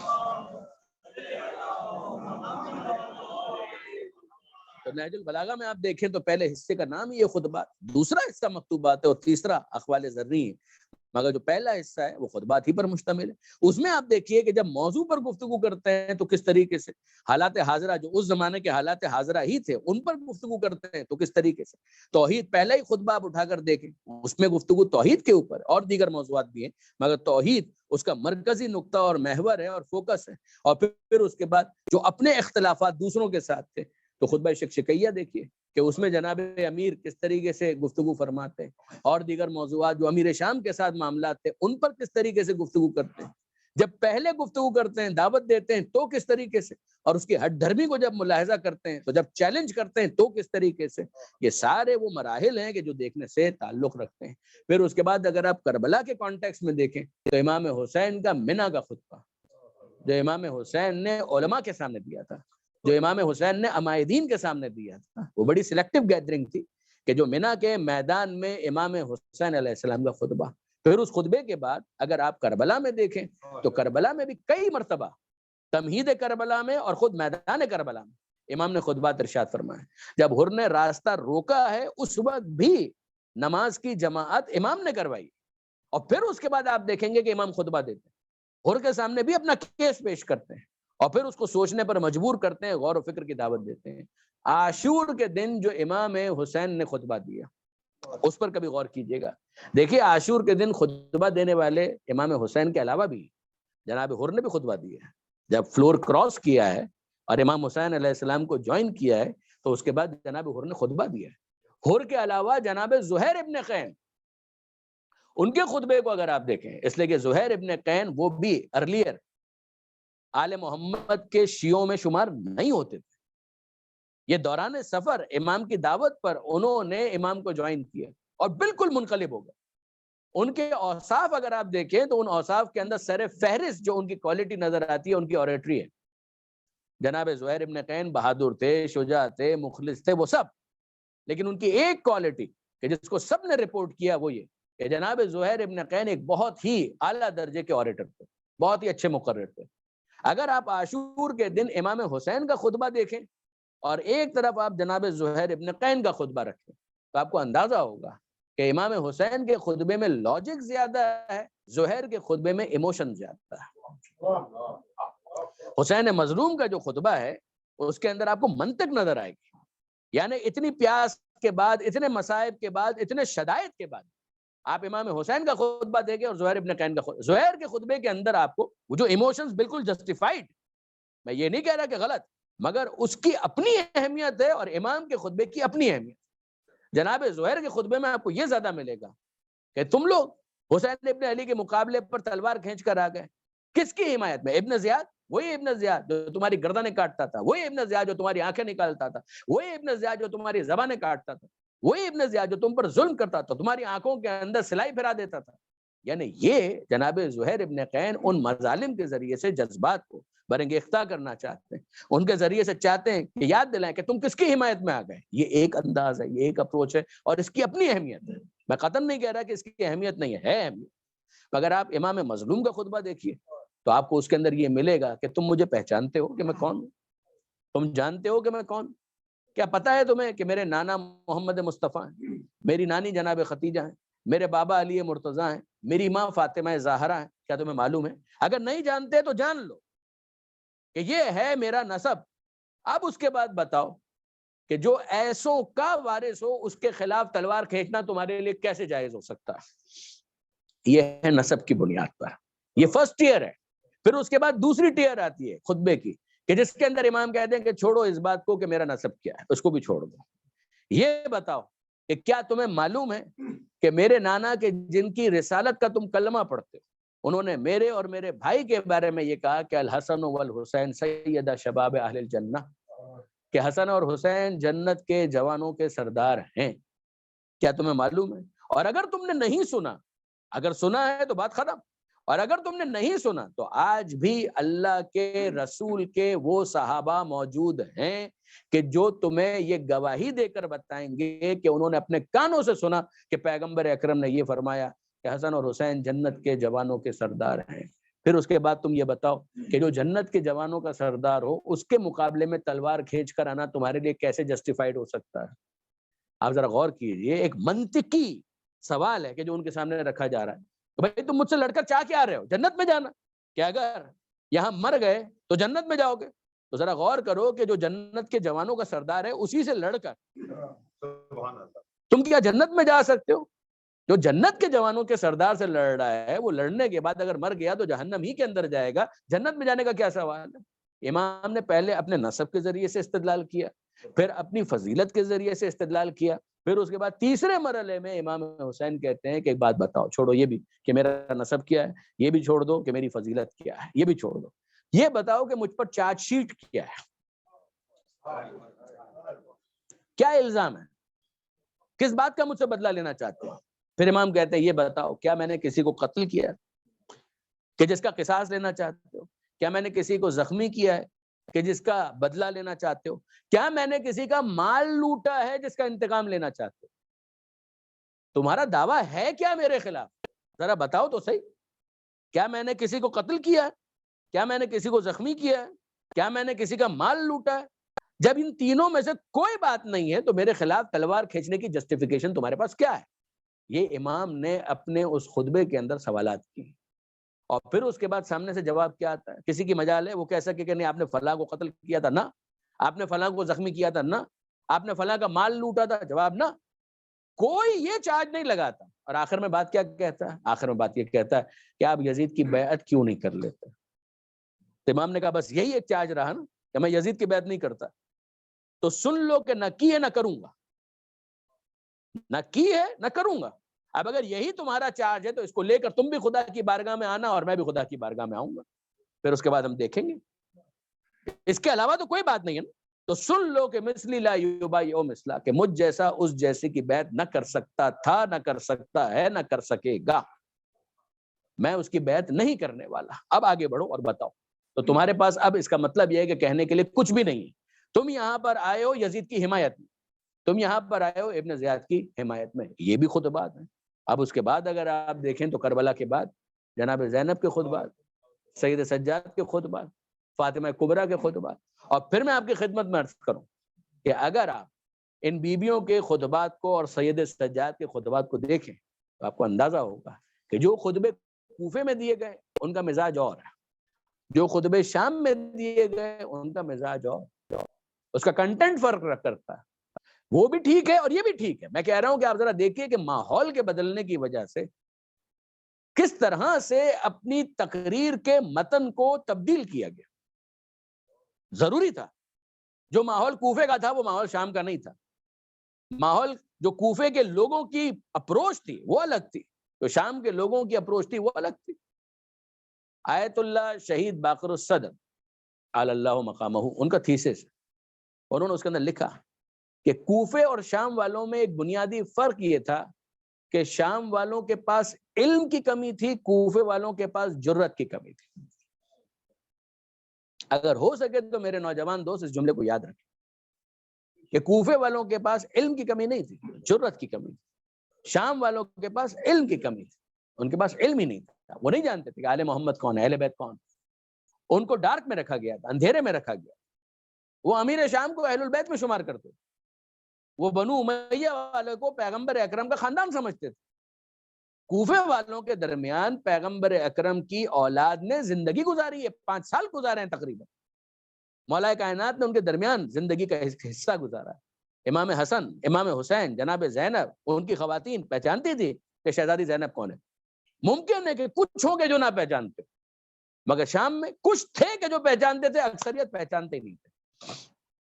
اسی لیے اگر آپ ان خطبات کو دیکھیں کہ جو کوفہ میں دیے گئے، وہاں پر آپ کو انٹروڈکشن کم ملے گا، کنڈیمنیشن زیادہ ملے گا. اور اگر آپ شام کے خطبات کو دیکھیں وہاں پر آپ کو کنڈیمنیشن کم ملے گا، انٹروڈکشن زیادہ ملے گا. جیسے کہ شام والوں کے پاس تعارف نہیں تھا. یزید کی مذمت ہوگی مگر شامی ان میں سے بہت سے تو وہ تھے کہ جن کو پتہ ہی نہیں تھا کہ آل محمد کون ہے. اسی لیے اگر آپ دیکھیں تو جناب زینب نے جو کوفہ میں خطبہ دیا ہے اس میں آپ کو یہ ملے گا کہ جناب زینب نے ایک مثال دی کوفے والوں کے لیے، اور وہ کیا کہ تمہاری مثال اس عورت کی سی مثال ہے کہ جو صبح سے لے کر شام تک چرخہ کاٹتی ہے اور پھر اپنی محنت کو اپنے ہاتھوں سے برباد کر دیتی. فنش نہیں کیا. ایک جس کو آپ کہتے ہیں نا کہ فنشنگ آنی چاہیے، تو فنشنگ نہیں ہے. یعنی صبح سے لے کر شام تک کپڑا اگر کوئی بنتا رہے اور پھر اس کے بعد آخر میں ناٹ نہ لگائے تو پھر کیا کرنا ہے؟ دھاگا کھینچیے تو وہ سارا کپڑا ادھڑ جائے گا. جو سیا تھا، بنایا تھا، بنا تھا، وہ سب کا سب ادھڑ جائے گا. بنانے میں وقت لگتا ہے، بگاڑنے میں کون سا وقت لگتا ہے؟ عمارت تعمیر کرنے میں سالوں لگتے ہیں، لیکن اگر آپ اس کو گرانا چاہتے ہیں تو ڈائنامائٹ لگائیے تو 1 منٹ کے اندر، آدھے گھنٹے کے اندر وہ زمین بوس ہو جائے گی. بالکل اسی طریقے سے جناب زینب کہتی ہیں کہ تمہاری مثال اس عورت کی سی ہے کہ جو اپنی محنت کو اپنے ہاتھوں سے برباد کرتی ہے. تمہیں فنش کرنا نہیں آتا، تمہیں نہیں معلوم کہ جو محنت کی ہے اسے کس طریقے سے بچایا جائے. بنانا اتنا اہم نہیں ہے، بنانے کے بعد بچانا زیادہ اہم ہے. یہ جناب زینب نے ان کو مذمت کے ساتھ مخاطب کیا. دوسری طرف اگر آپ دیکھیں تو شام والے، وہاں پر آپ دربار کا جو خطبہ ہے جو جناب زینب نے ارشاد فرمایا، اس خطبے پر اگر آپ غور کریں تو جناب زینب کا وہ خطبہ تفسیری نکات سے مملو ہے، بھرپور ہے، جس کے اندر وہ مسکنسیپشنز جو یزید کی طرف سے دیے جا رہے تھے ان کی کریکشن ہے. وہ جناب زینب وہاں پر بتاتی ہیں عزت کس کو کہتے ہیں، ذلت کس کو کہتے ہیں. مہلت کس کو کہتے ہیں؟ اگر کوئی تخت پر بیٹھا ہے تو صاحب عزت ہو گیا، اور اگر کوئی اسیر ہے تو اس کا مطلب یہ ہے کہ وہ ذلیل ہو گیا۔ یزید کی منطق تو یہی ہے۔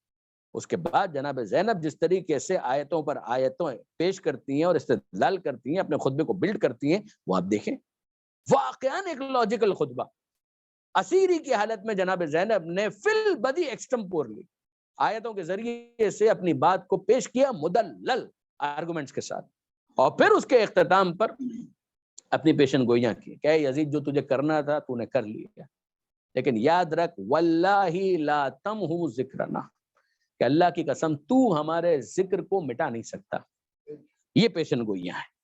جناب زینب نے پہلے اپنی بات کو مکمل طور پر بیان کیا، اور پھر اختتام پر فورکاسٹ کیا، پریڈکٹ کیا، اور بتایا کہ جو تجھے کرنا ہے تو کر لے، جتنا تو کر سکتا تھا تو نے کر لیا، تو ہمارے ذکر کو مٹا نہیں سکتا۔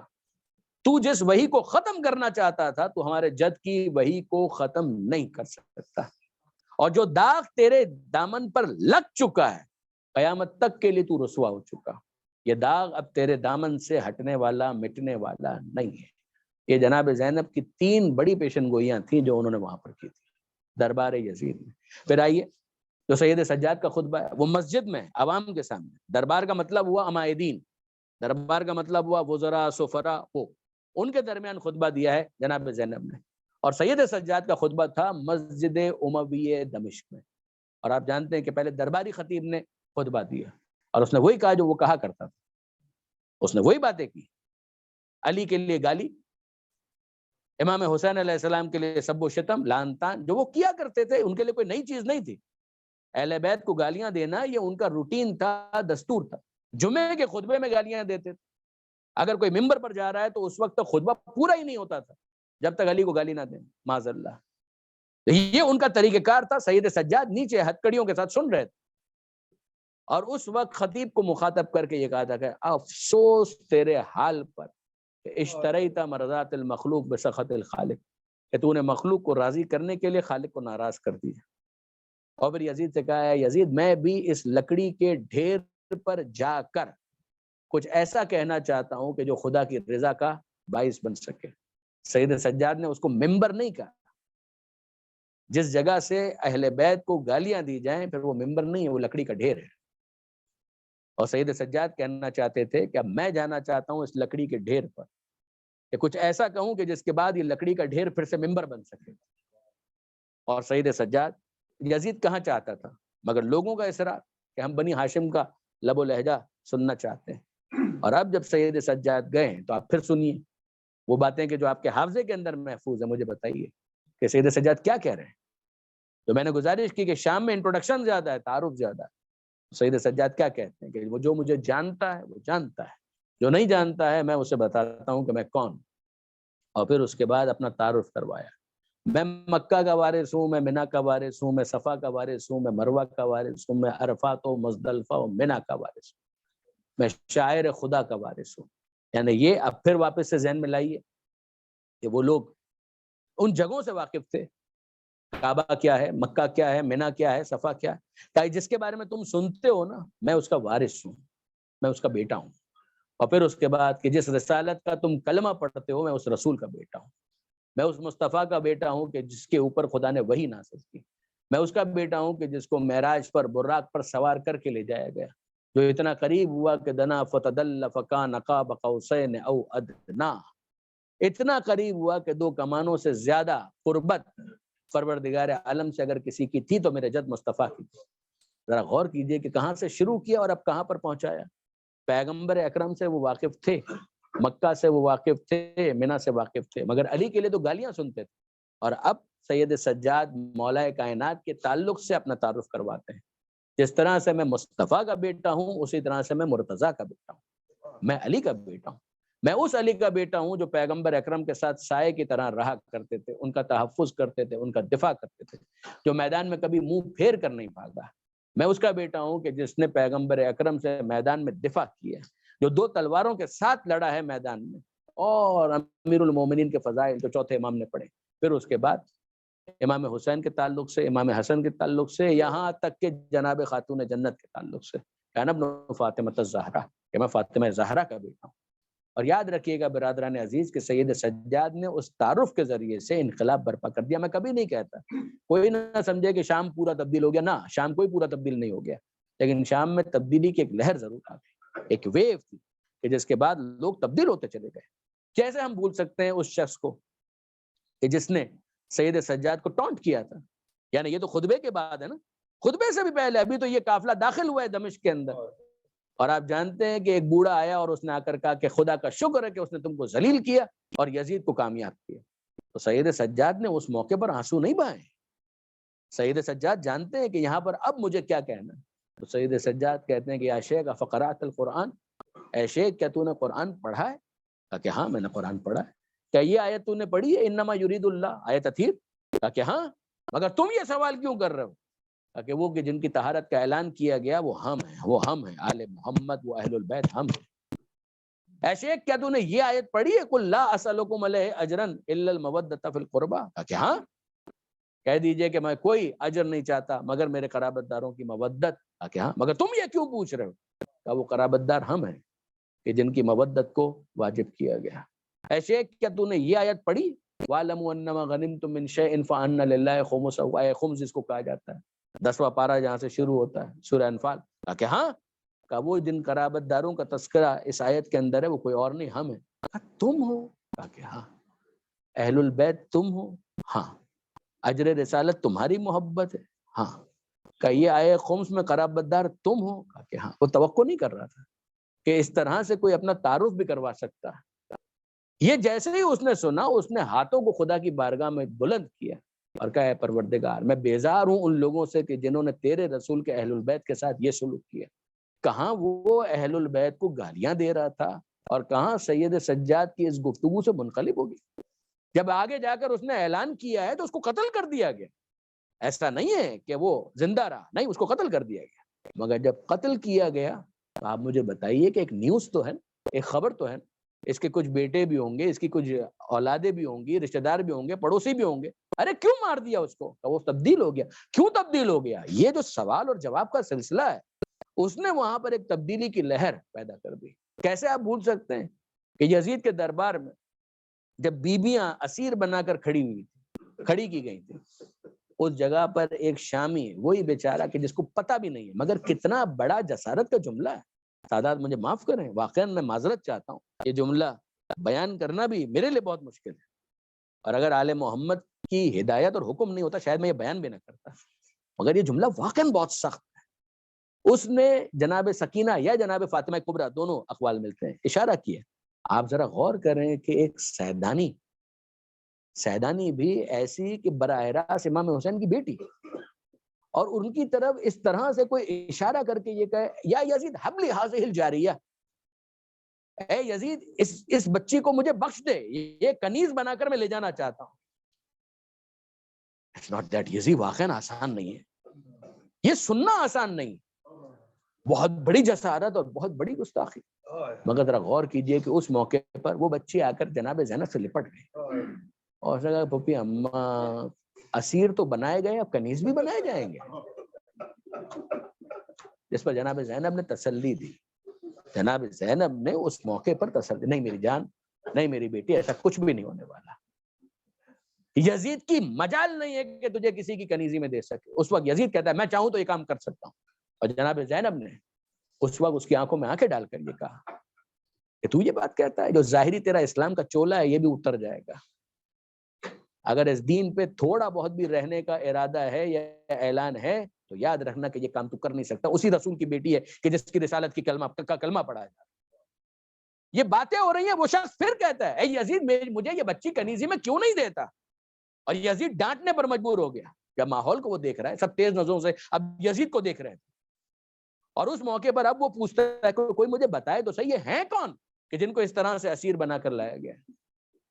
اور اب کسی نے اس کے کان میں جا کر کہا یہ کوئی اور نہیں ہے، یہ محمد مصطفیٰ کے گھر والے ہیں. جیسے اس نے یہ جملہ سنا، محمد مصطفیٰ کے گھر والے، اس نے اپنے ہاتھ کو، جس ہاتھ سے اس نے اشارہ کیا تھا، دوسرے ہاتھ سے اس نے تلوار لے کر اپنے ہاتھ کو کاٹ دیا. آپ مجھے بتائیے اس کو آپ تبدیلی کہتے ہیں یا نہیں؟ میں نہیں کہتا کہ پورا شام منقلب ہو گیا، لیکن نہیں، بہرحال تبدیلیاں آئیں.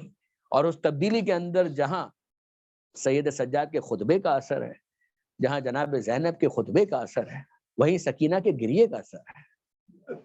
اس بچی نے اپنے گریے کے ذریعے سے بھی انقلاب برپا کر دیا۔ بس عزیزان انصاف سے مجھے بتائیے کہ کیا وجہ ہے کہ زندان کے پاس شام کی عورتیں بھی آ جاتی ہیں اور شام کے لوگ بھی آ جاتے ہیں، وہ گریے کی آواز سنتے اور اس بچی سے پس دیوار سے گفتگو شروع کر دیتے ہیں، کبھی پس در سے گفتگو شروع کر دیتے ہیں۔ اے بچی تیرا نام کیا؟ کہ نام تو میرا فاطمہ تھا بابا، مجھے پیار سے سکینہ بلاتا۔ آپ مجھے بتائیے اس گفتگو کے اندر معصومیت بھی ہے، حسین کا تعارف بھی ہے۔ کہا حسین کون؟ کہا وہی محمد مصطفیٰ جس کی رسالت کا تم کلمہ پڑھتے ہو نا، اس کا نواسا، میں اس کی بیٹی ہوں، میرا نام فاطمہ ہے، مجھے پیار سے بابا سکینہ بلاتا تھا۔ سکینہ کا مطلب ہوتا ہے جو دل کا چین ہو، دل کا سکون ہو۔ بابا مجھے اپنے دل کا سکون کہا کرتے تھے۔ یہ معصومیت کے ساتھ جو گفتگو ہو رہی ہے، کیا اس کا اثر نہیں ہوگا؟ اور پھر ان لوگوں نے رقیہ کہنا شروع کر دیا، یعنی بہت زیادہ گریہ کرنے والی بچی، یہ جناب سکینہ کا تعارف ہوا، فاطمہ، سکینہ، رقیہ۔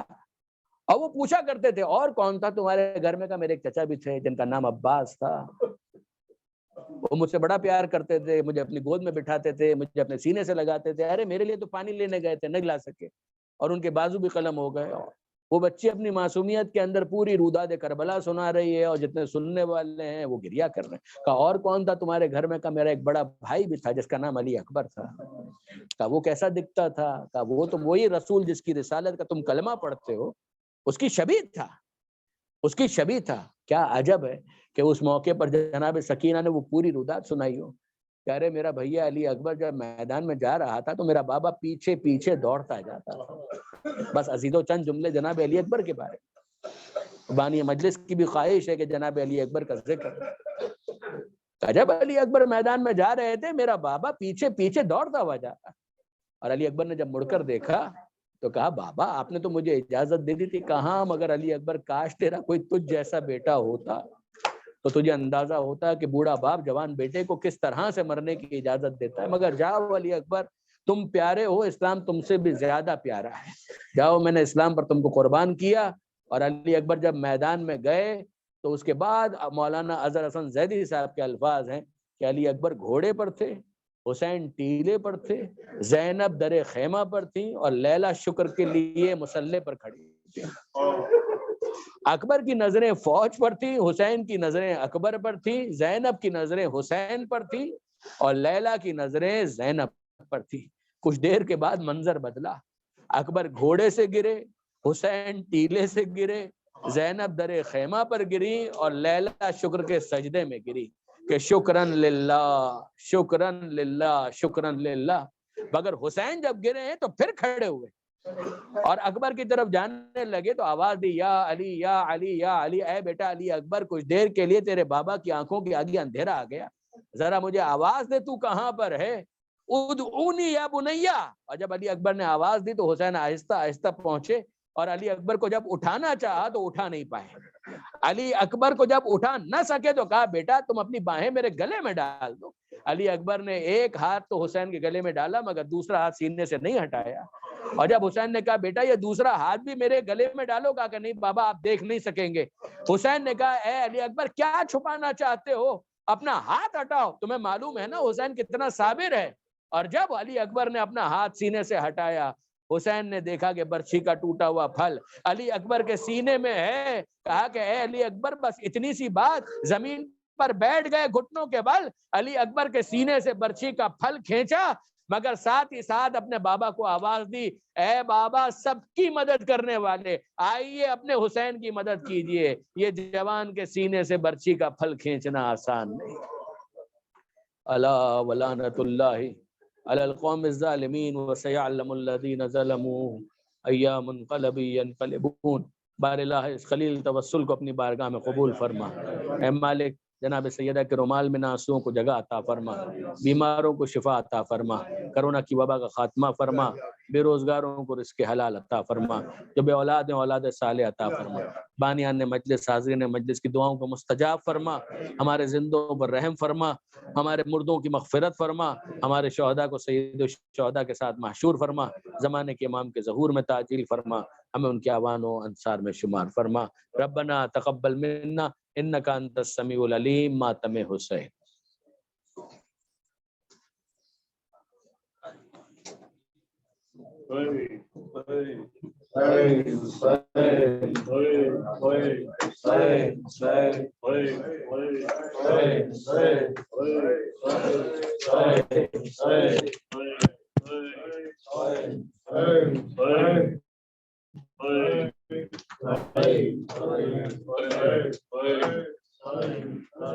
بھانوں کا یہ لوہا اکبر جو میرا ہوتا،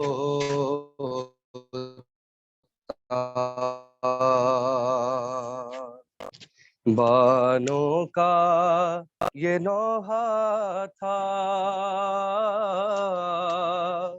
اکبر جو میرا ہوتا، بازو نہ میرا بندھتا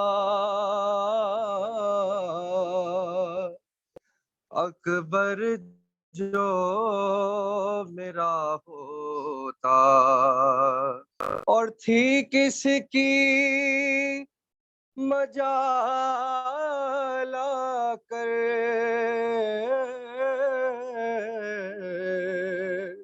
جو خیمے جلا دیتا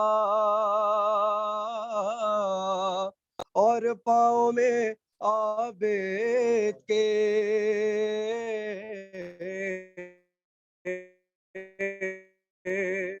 زنجیر پہنا دیتا، کیا اس کا گلا بندھتا اکبر جو میرا ہوتا، اور جکڑا ہے گلا ایسا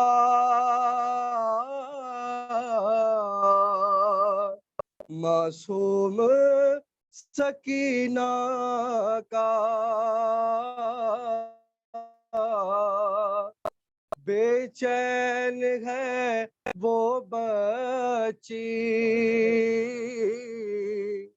دم سینے میں ہے گھٹتا، غم سہتی نہ وہ دکھیا اکبر جو میرا ہوتا، بانوں کا یہ نوحہ تھا اکبر جو میرا ہوتا، یا حسین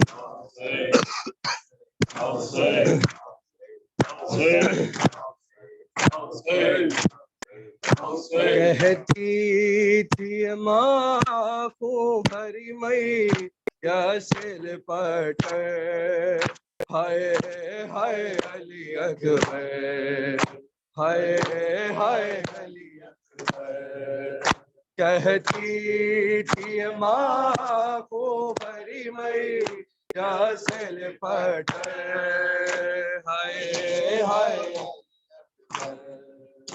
ہائے ہائے ارمان تھا پہناؤں گی پوشاک شاہانی، ارمان تھا پہناؤں گی پوشاک شاہانی، افسوس کے راس آئی نہ تجھ کو یہ جوانی، کیسا تھا مقدر، ہائے ہائے ہائے ہائے علی اکبر، 18 برس پال کے پروان چڑھایا، 18 برس پال کے پروان چڑھایا، وہ گیسو والا ہے میرا خون میں نہایا، یہ کیا ہوا دل بھر، ہائے ہائے علی اکبر، ہائے ہائے علی اکبر، اتنا تو ذرا ٹھہرو تمہیں دولہا بنا لوں، اتنا تو ذرا ٹھہرو تمہیں دولہا بنا لوں، بس ایک جھلک سحر کی صغرا کو دکھا لوں، بے چین تھی خواہر ہائے ہائے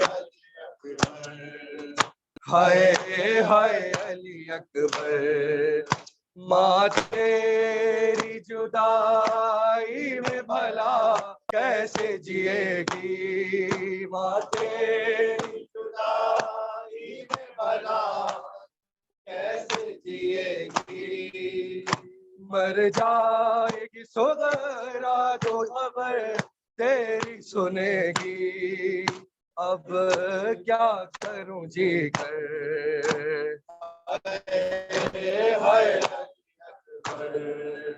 ہائے ہائے علی اکبر، ٹھہرو کہ میں 18ویں منتوں بڑھا دوں، ٹھہرو کہ میں 18ویں منتوں بڑھا لوں، پھر لے کے بلائے تجھے جینے کی دعا دوں، صدقے ہو یہ مادر، ہائے ہائے علی اکبر، ہائے ہائے علی اکبر، پہلے تو ایک آواز پہ اٹھ جاتے تھے بیٹا، پہلے تو ایک آواز پہ اٹھ جاتے تھے بیٹا، اب اتنی صداؤں پہ بھی پہلو نہیں بدلا، کیا ہو گیا دل بھر، ہائے ہائے علی اکبر، ہائے ہائے علی اکبر، تم ہیچکیاں لے دے کے جو دم توڑ رہے ہو،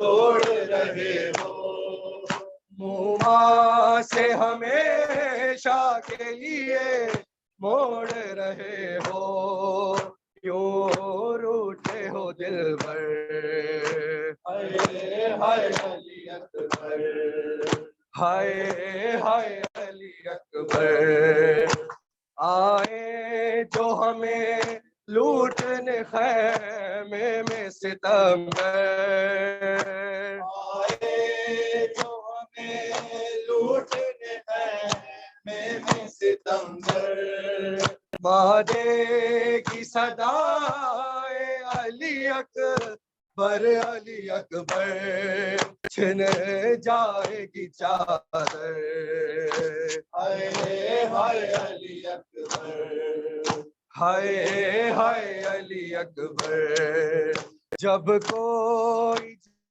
جوان لاش نظر آتی ہے محشر، جب کوئی جوان لاش نظر آتی ہے محشر، ایک یاد سوئے کر وہ بلا جاتی ہے محشر، دل روتا ہے کہہ کر، ہائے ہائے علی اکبر، ہائے ہائے علی اکبر، ہائے ہائے علی اکبر،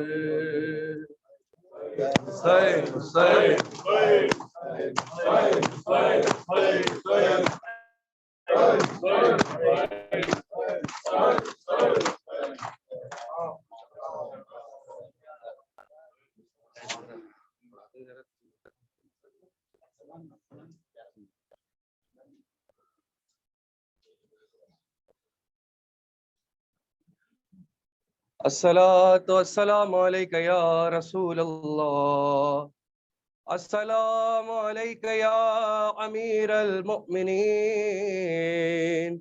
وابناء سید الوسین، السلام علیک یا فاطمہ زہرا سيدة نساء العالمين. السلام عليك يا خديجة الكبرى أم المؤمنين. السلام عليك يا حسن مجتبى يا ابن أمير المؤمنين. السلام عليك يا أبا عبد الله وعلى الأرواح التي هلت بفنائك. عليك مني سلام الله أبدا ما بقيت وبقي الليل والنهار، ولا جعل الله الآخر العهد مني لزيارتكم. السلام على الحسين وعلى علي ابن الحسين وعلى أولاد الحسين وعلى أصحاب خصوصا سيدي يا مولاي يا أبا الفضل العباس يا ابن أمير المؤمنين. السلام عليكم جميعا ورحمة الله وبركاته. السلام عليك يا غريب الغرباء يا معين الضعفاء والفقراء السلطان عرب العجم يا أبو الحسن يا علي بن موسى الرضا. السلام عليك يا خاهر إمام علي رضا. معصومكم ورحمة الله وبركاته. السلام عليك يا صاحب العصر والزمان. الأمان الأمان الأمان من فتنة الزمان. السلام عليك يا شريك القرآن. السلام عليك يا خليفة الرحمن. السلام عليك يا قامع الكفر والطغيان. السلام عليك يا دافع الظلم والعدوان. هذا عجل الله تعالى فرجك وسهل الله تعالى مخرجك وظهورك. السلام عليكم ورحمة الله وبركاته.